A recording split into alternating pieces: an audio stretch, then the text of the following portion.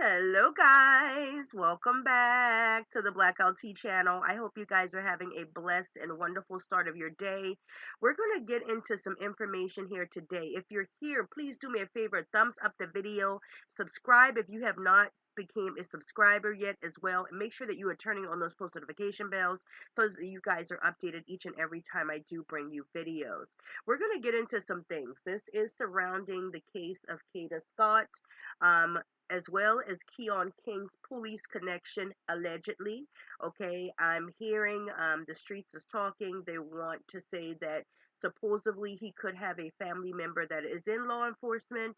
Um, as a detective or was a detective, and then as well as his lawyer. They have not said who his lawyer is as of yet, but they are saying that that is somehow a family tie as well. We're going to get into some things because we've been hearing a lot about this, but we have not seen Keon King actually displayed on any TV stations as of yet or in a court setting.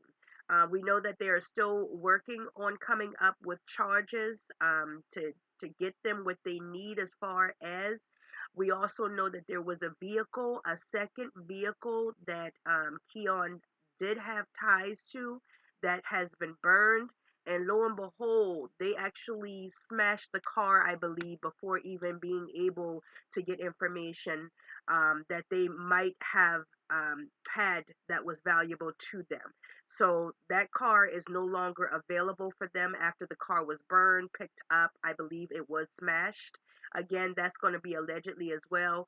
Also, we're going to take a look. I played earlier in the week some recordings, okay, that I had found of the friend that supposedly said that her and Gabby were best friends. I've got those videos. We're going to take a look at some of the text messages and some of those phone calls and try to redact a couple of things here, okay? So, was Keon King, the Philadelphia guy, charged in Kada Scott's abduction working with an accomplice? This is something that a lot of folks would love to know because there's been a lot of things in the air as they said that once the police had already searched over by the school, somebody called in a second anonymous tip stating that they actually missed her and that they needed to go back out there. And lo and behold, they're saying that they do not know who this anonymous person that called into this tip was as of yet. Okay. So Keon King, the Philadelphia man charged with abducting Kada Scott, might have been working with an accomplice. Police say King and someone they believe to be an accomplice. So maybe they do have somebody in mind. They're just not calling names right now. Were seen in the area. So this person is actually on camera with Keon of Ada H. Lewis Middle School in East Germantown, where Scott's body was found in a shallow grave on cameras at the Aubrey Rec Center, which is next door. Okay. Police say King. Um, Police were called to the vacant middle school two different times during the 2 week search for Scott. Sources said the first tip that directed police to Ada H. Lewis Middle School was a 911 call. During that search, police say they found Scott's cell phone case, a bank card, and her glasses. Then 2 days later, sources said police received another tip via email with a more urgent directive to go back to Ada H. Lewis Middle School and keep looking. The details were a bit more specific, according to prosecutors. Prosecutors said the identity of the tipster is not known, but their involvement is under investigation. Well, I'm going to say they do know because it sounds like they do have video. They're just not trying to tip that person off of that. Okay. Police say Scott, 23, was kidnapped by King outside the Chestnut Hill living facility where she worked on October 4th.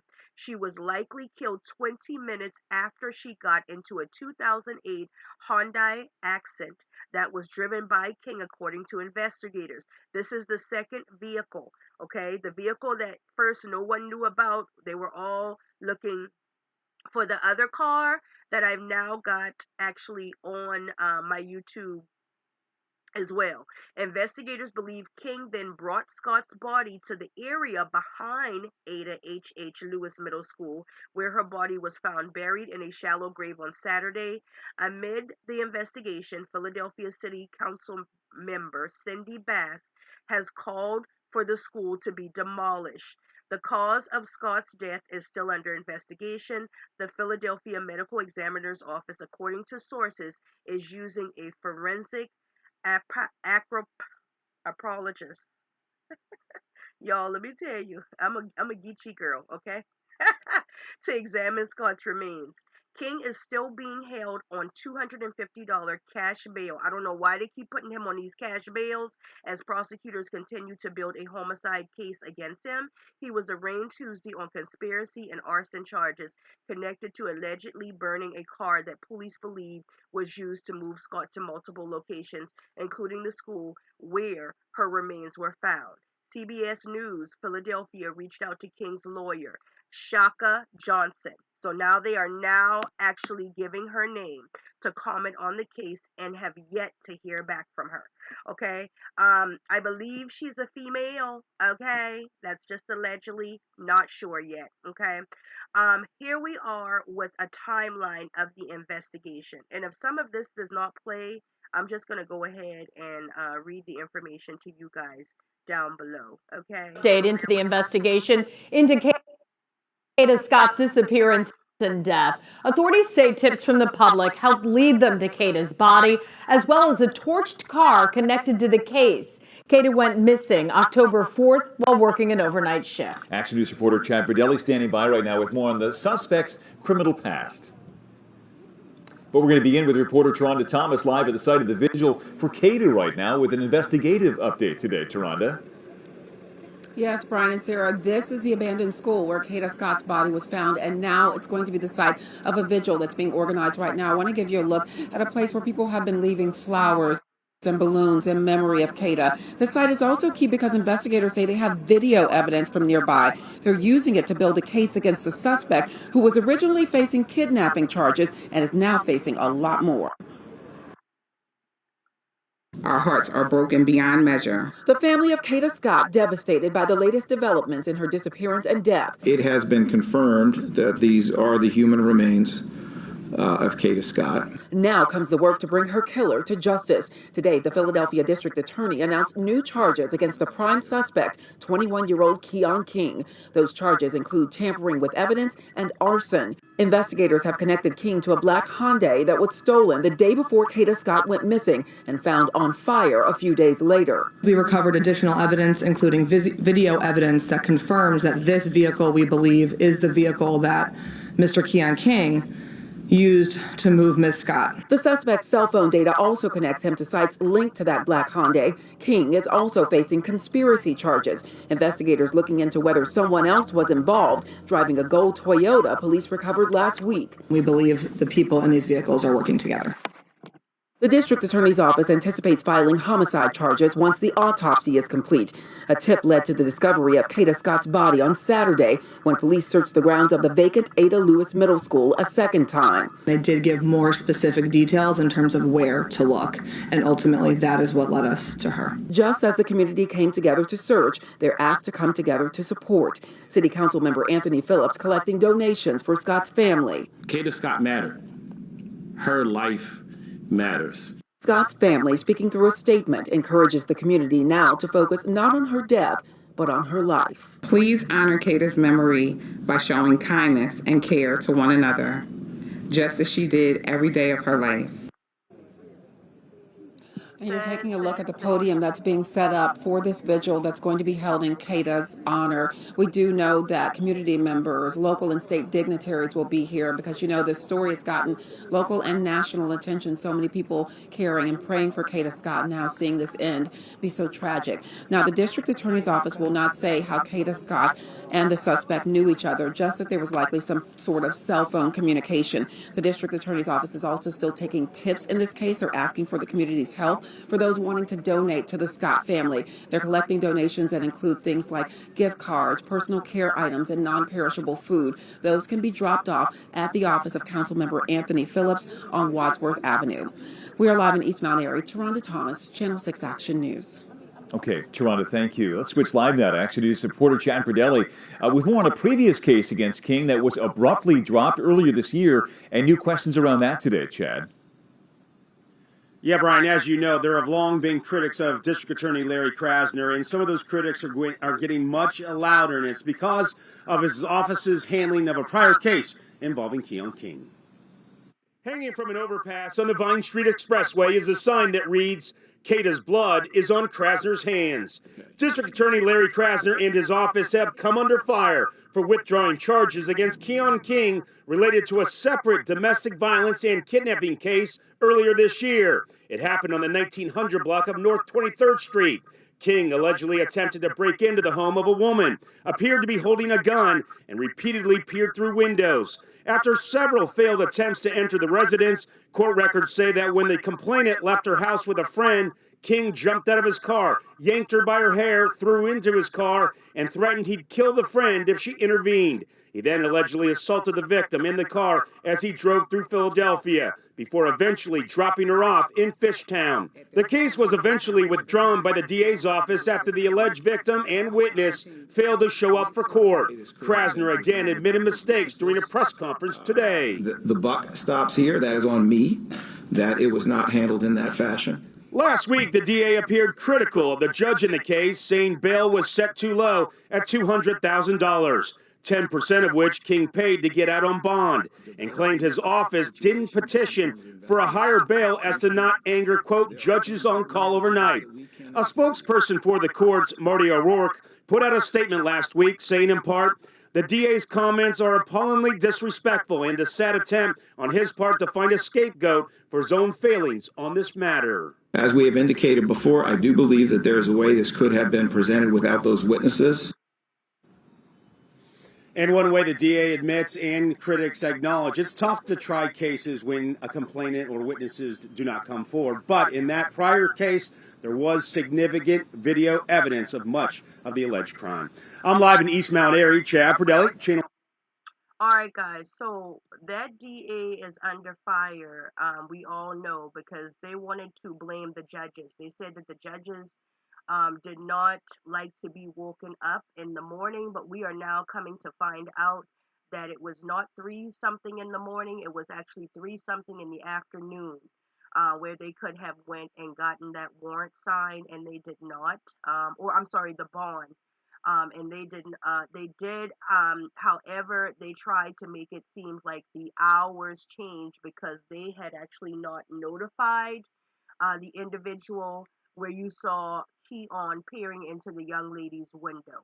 Okay, and I believe that this young lady could have possibly also been unalived as well had her friend not been there when he actually abducted her.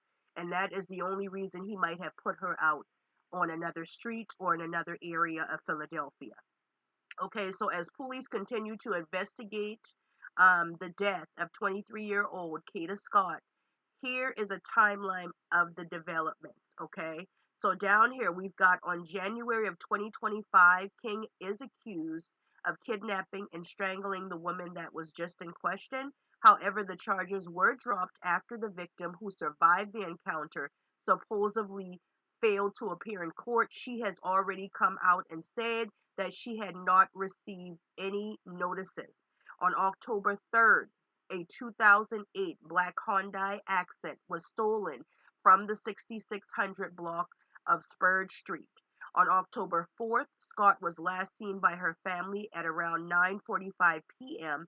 This is where the mom said that she had came in off of a date and then she went to work, and she vanished shortly after arriving to work at the Terrace, which is the assisted living facility in Chestnut Hill. Now, officials said her vehicle was still there, but her phone was dead and there had been no activity on her social media accounts at all before her disappearance. Scott had told people that she was being harassed by someone, never mentioned the name. On October 7th, tip leads police to burn Hyundai Accent in the 2300 block 74th Avenue. However, when investigators arrived, it was towed, compacted, and was at a junkyard. On October 9th, police searched a home in the 5500 block of Belmar Terrace in southwest Philadelphia in connection to the case. Scott's family also started a GoFundMe to raise reward money for credible information that leads to the finding the missing Philadelphia woman. On October 10th, search for Scott intensified as police scoured the grounds of the Aubrey Auditorium, which is about 3 miles from where she was last seen at her job. Officials said nothing was found in relation to the case during that search. On October 15th, police announced the arrest of Keon King.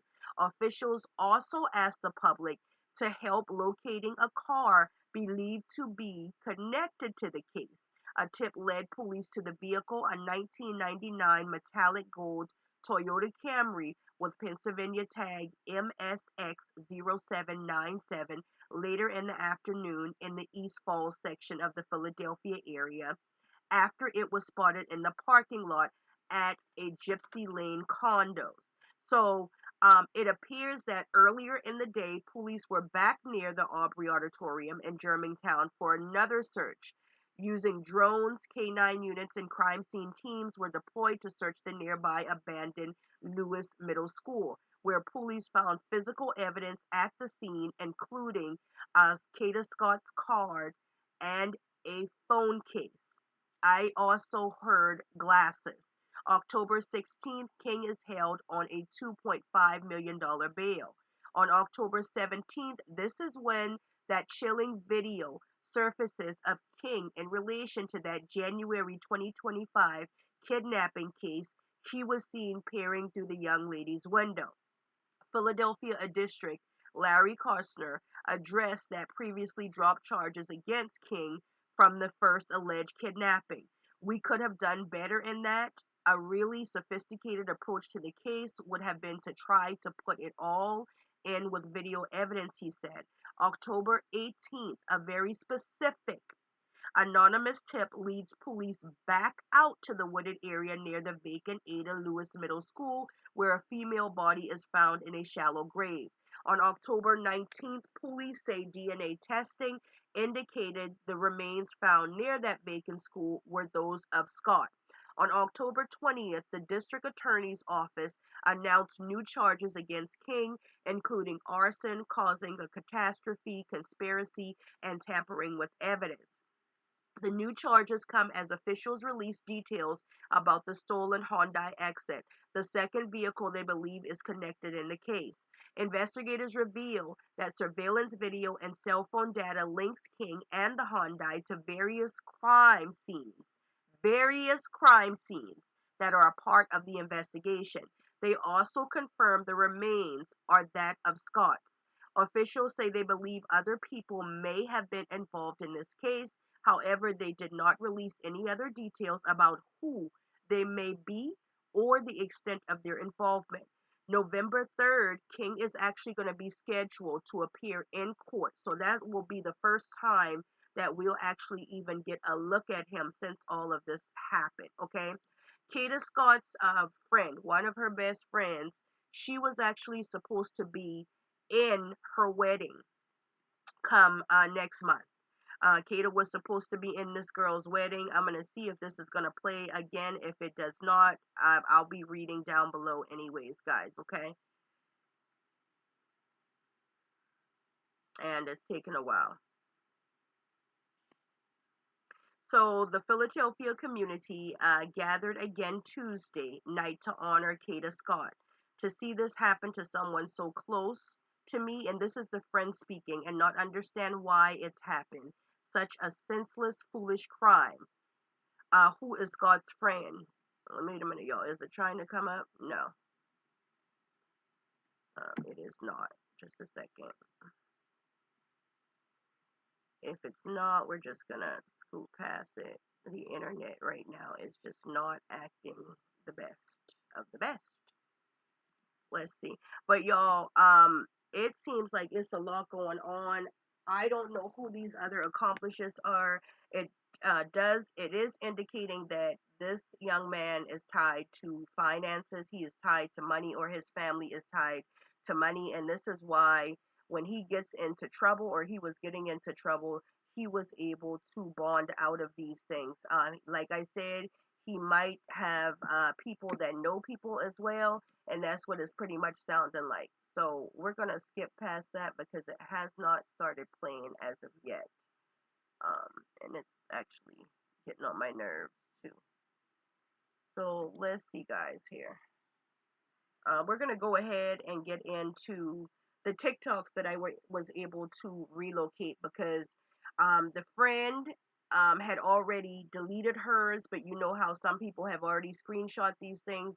So once somebody has screenshotted, it's more like it's already saved somewhere. You don't have to have it, but it's saved somewhere else once you've actually placed it online. So we're going to go ahead and try to get into those as well. Thank you so much for bearing with me. I'm not sure what's going on with the internet. I might need to restart my computer, and if not, I might just have to restart the video completely for you guys, which I don't mind doing. But this is the first friend that was taking everybody around the community and pretty much showing where Kata Scott walks and where she goes at on a daily basis. This was the first person that came out and said that she had this friend named Gabby that was in school, and that her friend had made her aware that Keon was actually asking questions about, excuse me, Kata Walking, Scott. except before she had her dog. She had her headphones in. Kayla, she always, just walking around the neighborhood with her dog and stuff. So I'm just going to show you guys the area and, where he knows of the block. So this is, if you go down this block, this is Kata Scott's block more so, but this block right here is the block that he will always come on to sell me and my friend rugs. My friend lives down there. Kata lives down here. So honestly, I think I'm just gonna go down Kata's block. But Kata, her house is actually on this side, guys. But yeah, her house is on this side. Maybe this. No. I don't know, guys. I know Kayla lives on this block though. She lives behind my best friend's house. My best friend grew up with her little sister. Her little sister name is. Now I'm just gonna be showing y'all the area where he is like always at, and where he most likely first seen Kayla, because that's where I always seen her. Um, she used to walk her dog a lot around here. She has a little dog. So she would walk her dog around this block. And then once you go to the stop sign, you go that way. As you guys can see, the Liberty is right there. That's not where she would go. So I don't want anyone to be confused or screw things up. She did not go there. Go this way. Once you go this way, you walk straight down. Once you walk straight down, you'll get up near like the gas stations and stuff. And the gas stations is usually where all of the drug dealers will be located. When I get up there, I'm gonna show you specifically. But yeah, that's most likely like where she was going. So the more you walk up this area along the strip, this is where she would walk. This is the way you have to take to go to the poppy store. This is the gas station that all of the drug dealers come to. They all come here. They all be outside the store. If you drive past, you'll see it. Like, they really all be here. This is a picture of her up here. She always will come here. Everybody will come here to buy their wraps, all that. It's the store. But the store you could find him sitting outside of was right over here. Every time the girl was walking, except before she had her dog, she had. All right, we're going to take a look at the friend Gabby that she has been speaking of. The friend that she said that is friends and has ties to Keon.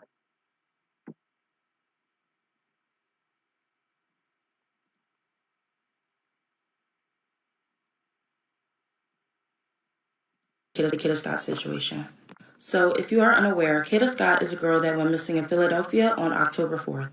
So, I did know Keon. He was my friend. I met him about 4 or 5 years ago, and he was also the local pharmacist. Now, me and my best friend, we were also mutual friends with Keon. He was our pharmacist.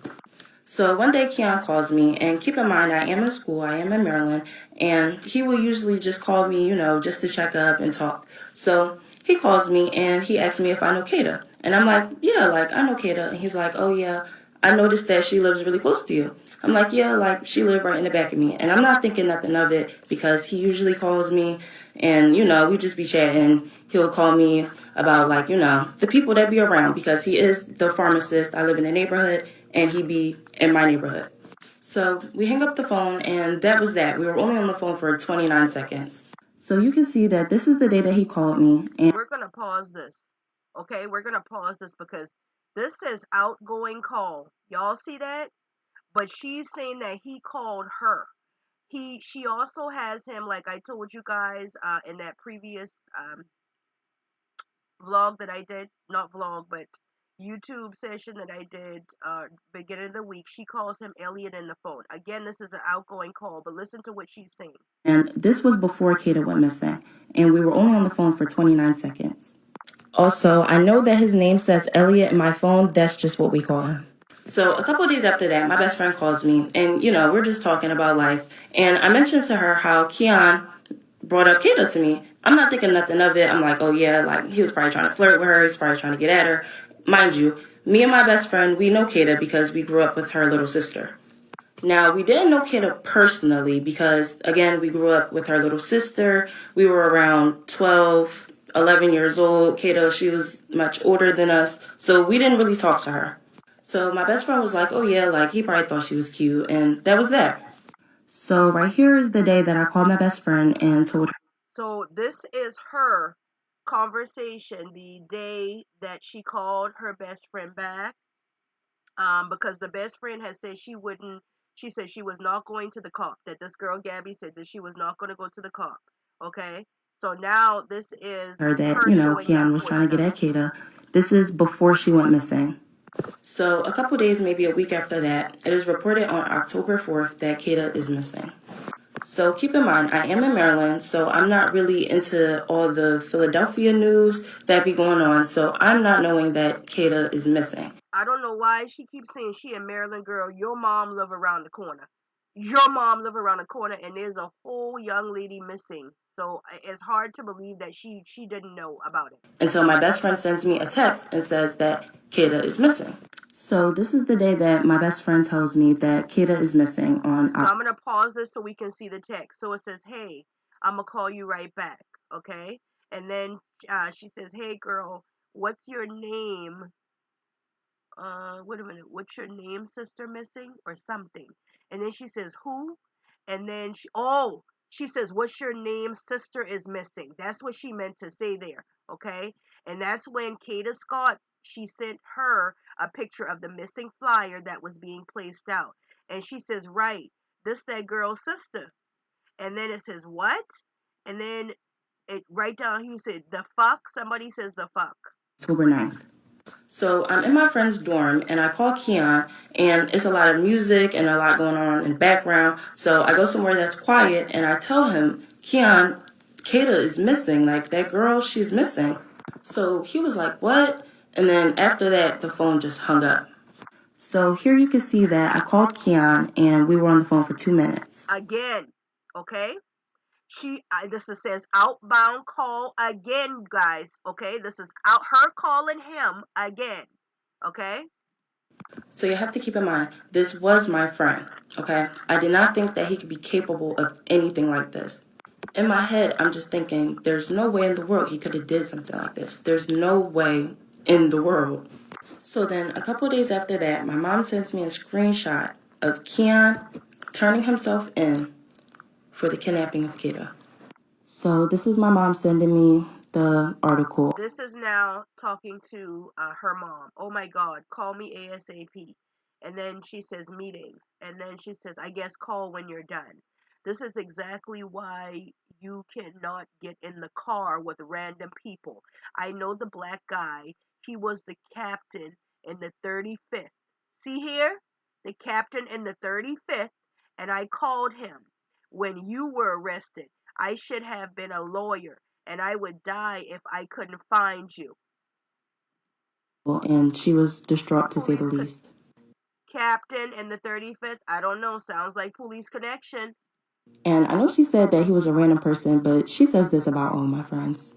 So me and my best friend, we get on the phone and we're talking about the situation. We're just saying how this is just crazy. This is the call of me and her talking about it. Now, this is all happening around the time that I'm taking my midterms. So I'm really just trying to keep my head on the book. She's saying this is happening around her midtimes, but all of these calls, if you guys have paid attention, have been outbound calls. And I wasn't really trying to let this stress me out. So I kind of just let it go. You know, he turned himself in. It's not really much to say or do anymore. So a couple days after that, me and my best friend get on the phone and we're basically just, talking about the Kata situation. And she says that she thinks that I should call the cops. So she was basically saying that she thinks that I should call the cops and tell them that Keon was, asking about Kata. Now, at the time in my head, I'm thinking that there was no reason to call the cops. He already turned himself in, and I felt like it would be kind of a waste of time to tell them that the guy that they already have in custody, called me and was asking about the girl. And me personally, I'm not a cop caller. Like I don't call the cops. That's just the way that I grew up. That's what I was around. They will always tell me, you don't call the cops. So I just felt like, the information that I had and the fact that, I'm just not really a cop caller, it wouldn't make sense for me to call the cops.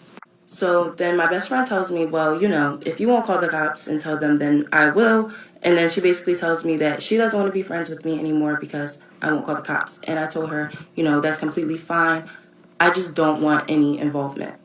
So then we hung up the phone, and then I believe she called me again with the police on the other line. So you can see, I told her, I'm sorry. Okay, so she supposedly called her with the police on the phone, and she says, who? The cops. Cops? What cops? I'm not talking to the cops. Bro, a girl is missing and dead. What the fuck do you mean? We grew up with her sister. The fuck? Bitch, what? Nope, nope, nope. I'm sorry. I'm not talking to the cops. Well, that's cool. They got your number. I'm not talking to the cops. And yeah. Now, I can see how this could be cruel, and I do take accountability for that. So then, a couple of days later after that, I get sent a link on Instagram. And the link was basically my best friend going live, just talking about the situation, saying how I was weird for not going to the cops.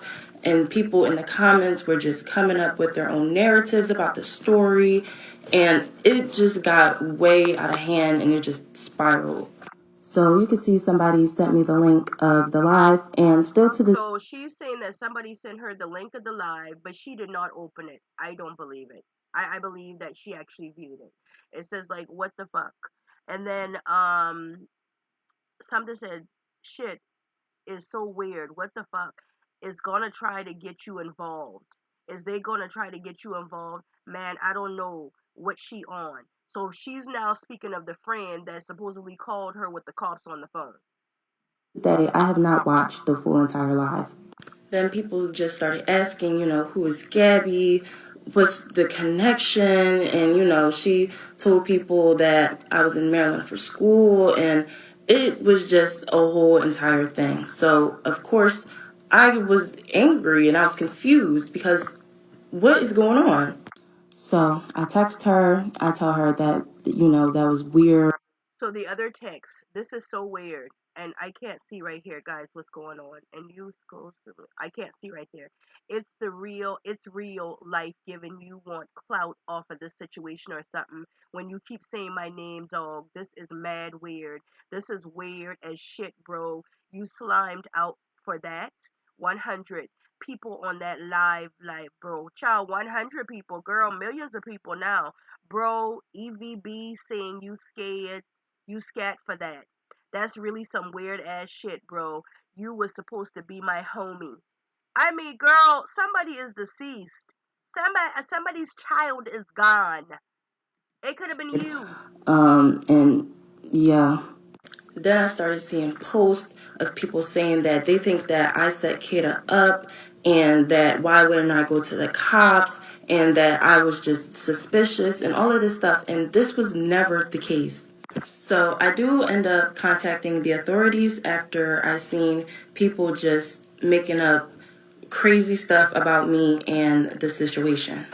They cut me off. They tell me that they already know what's going on, that they have a close eye on the social media. And they also tell me that my friend did come forth with the information, and they told her that there was nothing that they can do, that the information that she brought them was useless information because they already had Keon in custody, and it was just nothing for them to do with this information. I don't know what law enforcement tells you that any type of information is unuseful to them when the community is the one that's helping them in the beginning. It looks like that is who probably most likely solved the case. They are on social media following things as well. And then they had this anonymous tip to come in. On a side note, this girl looked like Kanika. Isn't that girl Kanika Jenkins that was found in the freezer or something, y'all? She has her whole face, if you ask me. Me to contact them only if I had anything that could lead to finding Kata, because that is their main priority. Now, I do believe that the person in the live was just kind of taking what I told her and running with it and just spicing it up to make it seem like something that it wasn't, for, I don't know, maybe views. People were saying that, she was walking around and showing what stores Kata would go to, where she would walk her dog, and just stuff like that. I also had one of our mutual friends come to me, and he told me that she told him that we knew Kata our whole lives and like we grew up with her, which wasn't the case because we grew up with her little sister. Now, I do think that the person in the live was taking what I told them and kind of just running with it and spicing it up to make it seem like it was way bigger than what it was. And I basically think this because I had a mutual friend that came to me and said that she came to them and told them that we knew Kata our whole life and that I don't think anything was being spiced up. You told this girl because according to you guys were best friends, which means that you had conversations with her that you thought that wasn't going to leave between you and her. She couldn't have spiced anything up because indeed you do know Keon. You actually have said that you are his friend or were his friend because now you're trying to, remove yourself from him. But lo and behold, you actually gave her conversation that you and Keon had. Other than that, she wouldn't be aware of anything. All right, guys, let's get to this last clip here. Thank you so much for bearing with me with this dang on internet this morning. But this is her again, okay?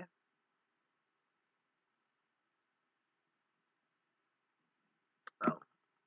whenever Keon was in any, legal troubles, anything like that, and, I would ask him about it, he would never tell me, like, what he would get in trouble for. He would just be like, oh, yeah, like, I'm just in a jam, He would never, ever talk about this. So, no, I didn't know about the first kidnapping. When the news came out, that he turned himself in, that's when news started coming out that, he had previously kidnapped a girl last year, and that's when I found out, and I was in shock. I had no idea that he was somebody that was doing some things like this. So this says that that's your. That's what I wanted to bring to you guys. Let me know what you think down in the comments. Again, thank you for bearing me with the internet issue this morning. Do me a favor, thumbs up the video, subscribe to the channel, turn on those post notification bells. Mwah. I love you guys, and thanks so much for watching. I appreciate it.